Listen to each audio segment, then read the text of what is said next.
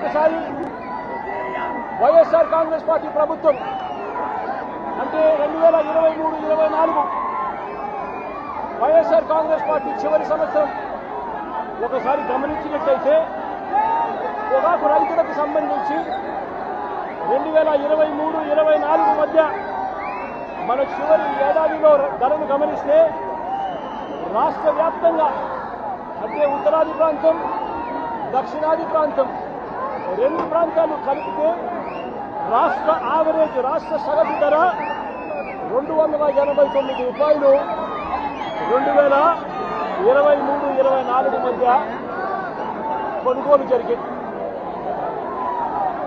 Highest rate 411 రూపాయల చొప్పున కొనుగోలు జరిగింది. నేను అడుగుతా ఉన్నా, ఈ విషయాలు నేను చెప్పింది కాదు, ప్రెస్ ఇన్ఫర్మేషన్ బ్యూరో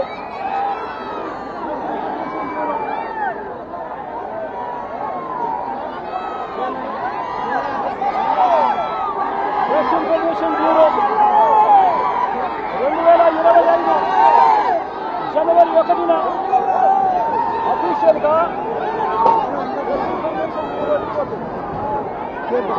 అఫీషియల్గా 2025 అంటే చంద్రబాబు నాయుడు గారు ముఖ్యమంత్రిగా ఉంటుండగా జనవరి 1వ తారీఖున అఫీషియల్గా రిలీజ్ చేసింది.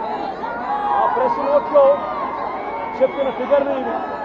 2023-24లో దక్షిణ ప్రాంతం ఉత్తరాది ప్రాంతాలు రెండు ప్రాంతాల యావరేజ్ 289 రూపాయలు చొప్పున 2023-24లో రాష్ట్ర రైతులకు లభించింది అని.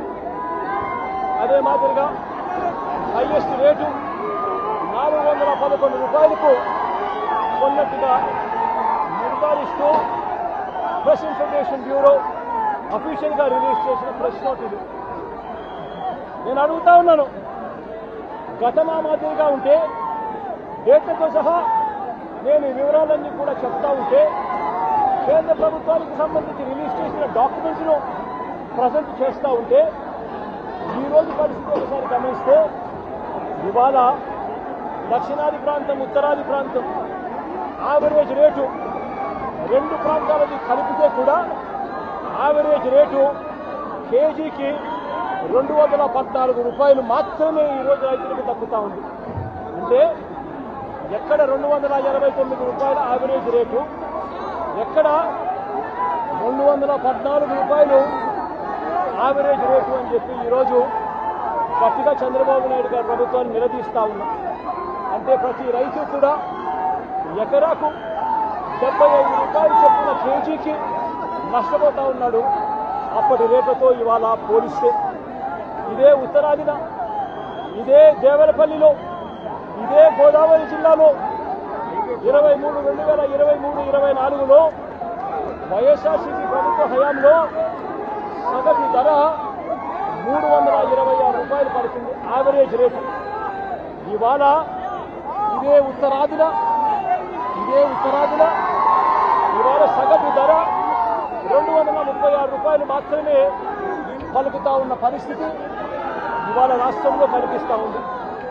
నేను అడుగుతా ఉన్నా, ఒకవైపున చూస్తే ఎరువుల దగ్గర నుంచి ప్రతిదీ కూడా ఈ 2 సంవత్సరాలుగా రైతులకు పెట్టుబడి ఖర్చులు పెరుగుతూ ఉన్నాయి.